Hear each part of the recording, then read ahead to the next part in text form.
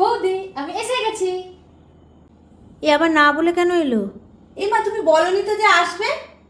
Surprise. আমি যদি তোমাকে সারপ্রাইজ না দিতাম তুমি তো আমাকে সারপ্রাইজ দিতে বাপের বাড়ি চলে গিয়ে।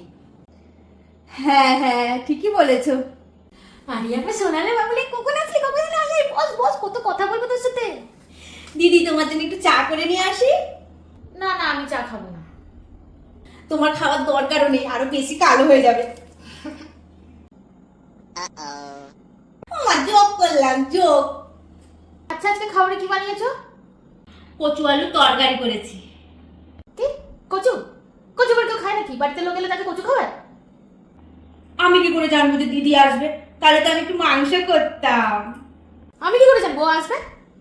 না মা, এটা কিন্তু বাজে কথা যে আপনি জানেন না যে দিদি আসবে। সারাদিন তো ফোন নিয়ে বসে থাকে দিদির সাথে, কে কি খেলো, কে কি হাগলো, কে কি পাদলো।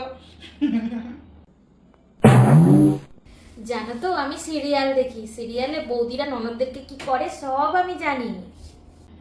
না না দিদি, সিরিয়ালের বৌদিরা কি করে তুমি কি দেখবে? ননদরা তো এক কাঠি ওপর দিয়ে দেখো না।